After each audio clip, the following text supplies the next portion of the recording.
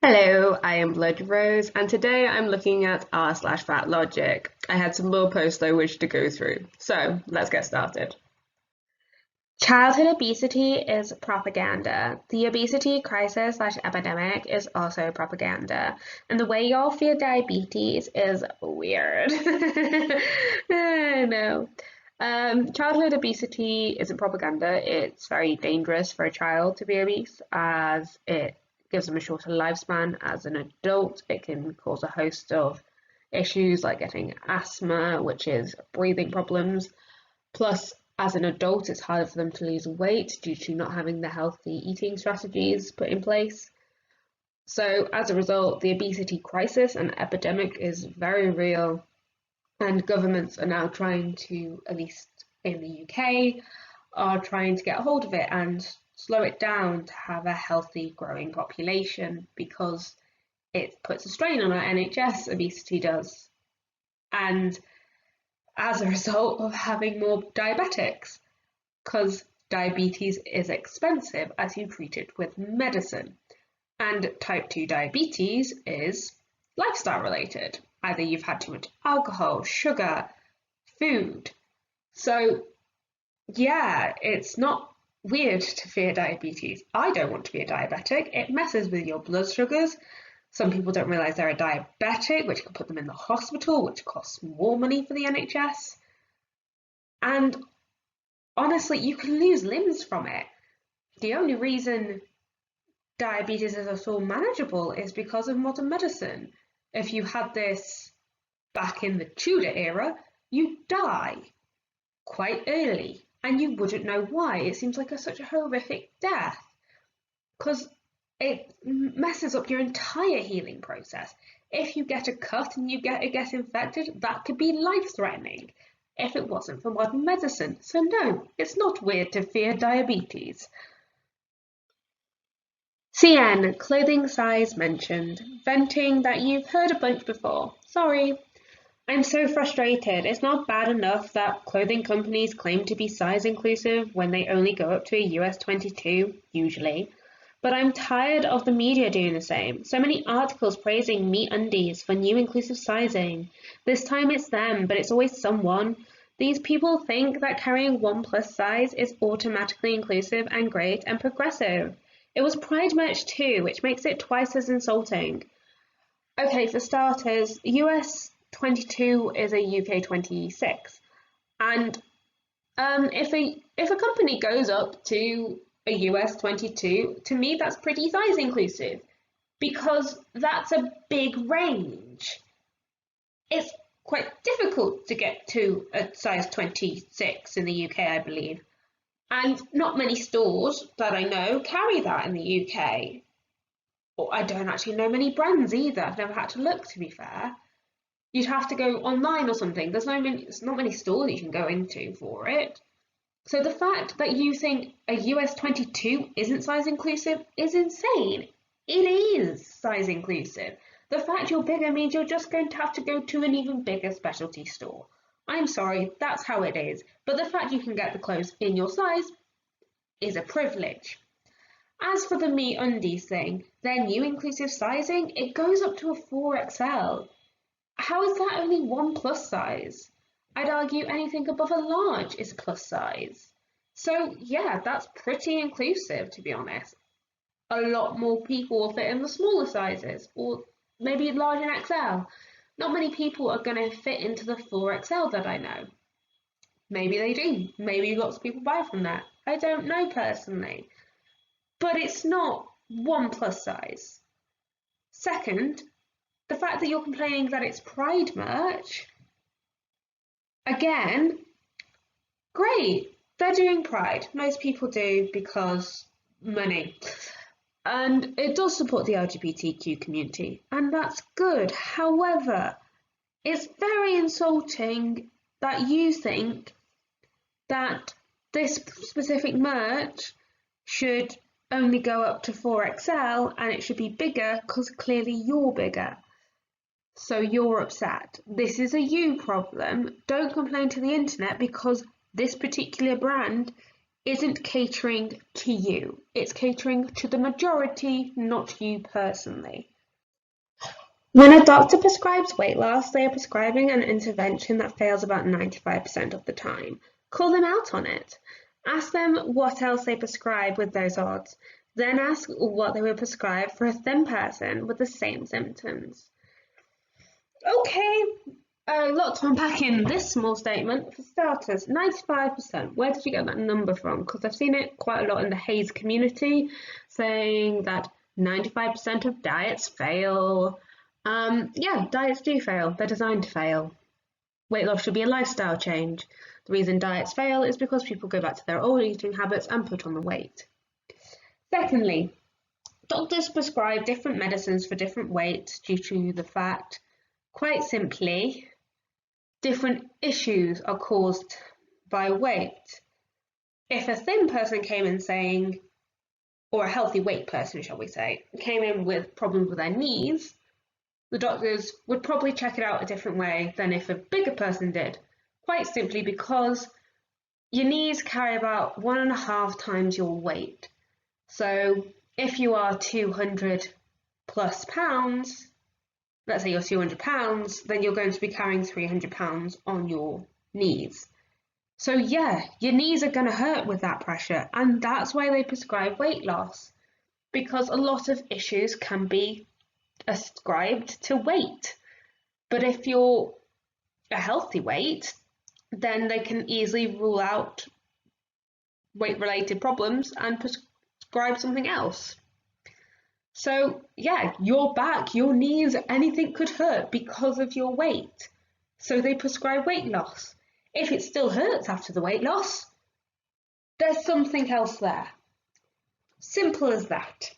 So if your doctor tells you to lose weight, maybe listen to them. One time I posted a before and after picture for my weight loss, and a woman started messaging me saying I was an awful person for fat shaming my former self. I don't have a joke for this yet. I'm still just baffled by her logic. You know what? So am I. She's gone out of her way from seeing your post of your own weight loss journey, so congratulations for your weight loss journey. You've done very well, I'm guessing. For her to go out of your way to say you have fat shamed your former self. I don't even know how you can do that. It's yourself for starters, and you're not fat shaming it. You are saying, look how far I've come. I love my body enough to come this far. Honestly, she's just butthurt that you've decided to do that, and that's on her. Just ignore her. It's not worth your time, to be honest, love. Propaganda, information especially of a biased or misleading nature used to promote a political cause or a point of view. You know what I find funny? It's from the hashtag end body fascism. Because, you know, all they do is spread misinformation of a misleading nature. Like, do they not know the irony of this entire post? Do they not? Because if they don't, that's so sad. Like, come on. Maybe learn from this, because that's what you're spreading. You're spreading propaganda. It's not fact, it's not science. You're promoting your own point of view.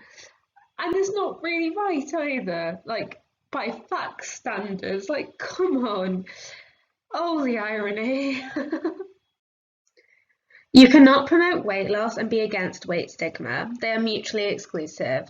I like how we're actively debating whether it's safe for kids to get COVID vaccines in a global pandemic, but somehow also fine with even arguing for more access to an invasive and life-altering surgery because it'll make the fat kids thinner.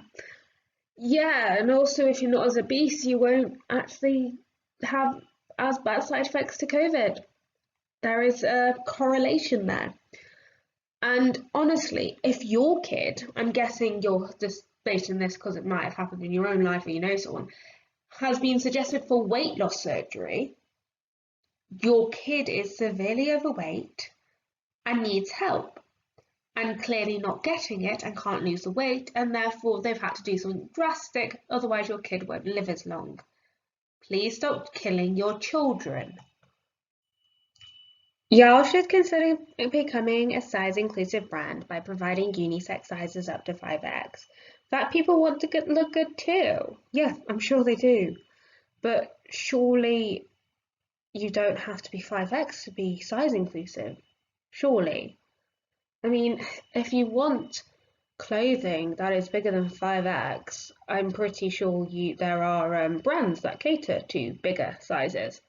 I know there's a clothing store in America, or brand in America, called Torrid. I think they do up to 6XL. Just shop from there. Seriously. Stop demanding all normal clothing brands to be size inclusive because you can't fit into them. They are size inclusive. They cater to the majority.